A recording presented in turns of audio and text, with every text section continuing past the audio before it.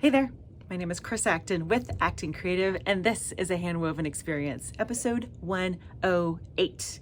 And in this episode, we're continuing our chat about weaving gifts. The end of the year is going to be here before we know it, and there are going to be some occasions when you need to bring a little gift with you. And why not make it yourself on your loom? What is better than something that's completely unique and handwoven by you? So this is the second part of our 3-part series. And last week we talked about towels because yum, who doesn't love a hand-woven towel? This week, I'm going to talk about all the things that lay on your table. Table runners and placemats. That is the theme for this episode today. Now, when I think of those two items, I think of rep weave. Have you tried rep weave yet? It's hard to say, right? It's a little tongue twister. This is rep weave. You probably recognize it, right? It has a very geometric feel to it, lots of colors, has a nice kind of dense texture to it, these kind of noticeable ridges, right? You'll see a lot of placemats, especially made from rep weave. And I love to use this style weaving for both placemats and for table runners. There's just something really fun about it.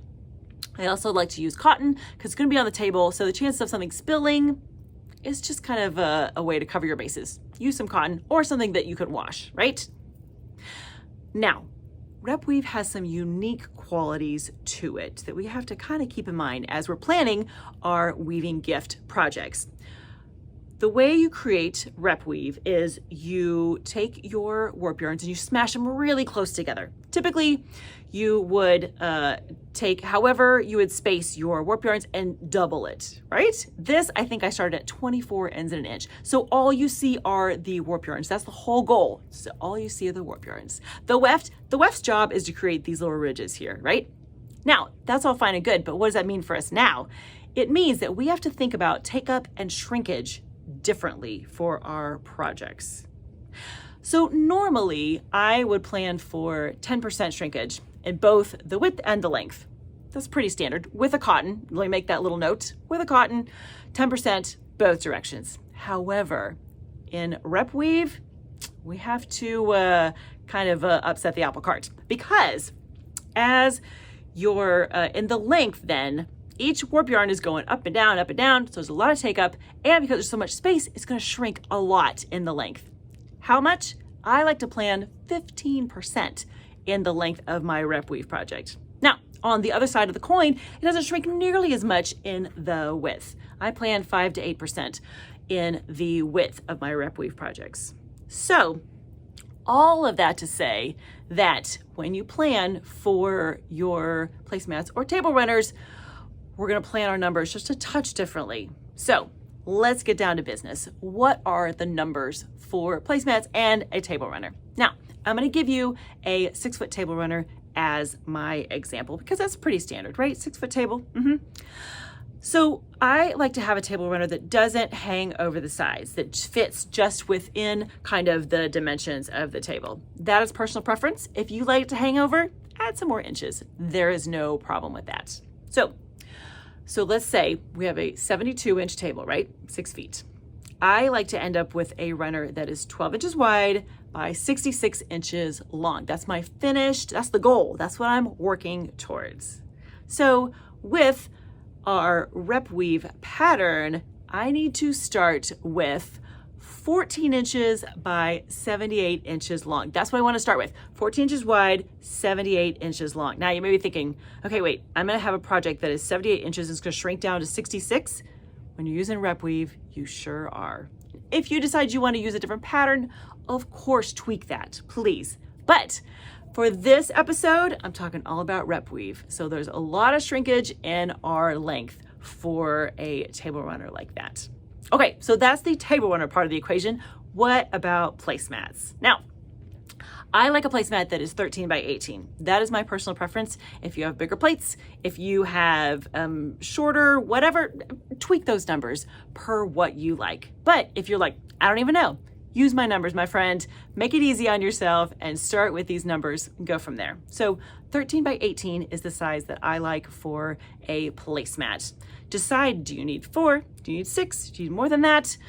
And whoever the gift is going to, they can help kind of advise you. Or if they're going to you, that's okay too, of course. If you're having friends over, make some pretty placemats for yourself.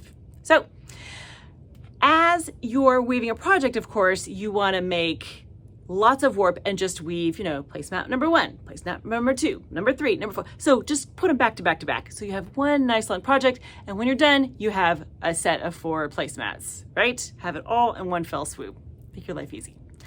So if you're using rep weave, which I recommend, especially for placemats, you want to plan for each placemat to be 15 by 21. So 15 inches wide and 21 inches long. That is going to give you the right kind of allowances for shrinkage and for take up so that you end up with placemats that are 13 by 18. Now, keep in mind, this is all with cotton. If you decide to use a different fiber, tweak that a little bit. But that gives you a place to start.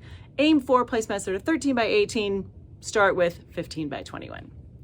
All right, I say all this to say, just to make your life easier, please take it all with a grain of salt and modify them the way that you like. Especially with a table runner, doesn't quite have to be the workhorse that a placemat does. So let's say that you're not interested in doing rep weave, you want to do something else. You want to do something that maybe is dry clean only, use different fibers. Of course, my friend, go to town, you do you. I'm sure you'll create the most beautiful table runner ever. But for this episode, I wanted to keep it all under one roof. So as you're making rep weave, placemats, and table runners, use some rep weave. It'll be very fun. Use some cotton rep weave. You'll have beautiful results.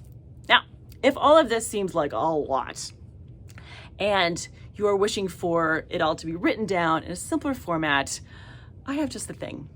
My Acting Creative Insiders are all going to get a little download with each of these episodes that sums up the information about these specific weaving gifts. So if you like something that you can actually hold in your hand and make notes on and place to start, just go sign up for the Acting Creative Insiders. It's a monthly membership. There's room for you. Come on over and join us.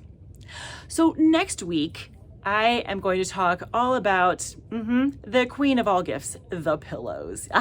Pillows for your bed, pillows for your couch, pillows for wherever you need a pillow, which sometimes we all just need a pillow, right? And they make wonderful gifts because you pull them out certain times of year, put them away, you get surprised by next year. It's all wonderful. So pillows are what's next, my friend. But I hope that through our discussion, you're already thinking, Aunt Mary could sure use a pretty little table runner for a holiday gift, or whoever. All right, friends, I hope you have a wonderful week. And this has given you a lot to chew on, thinking about your gifts that you need in the very near future. All right, have a great week. Happy weaving.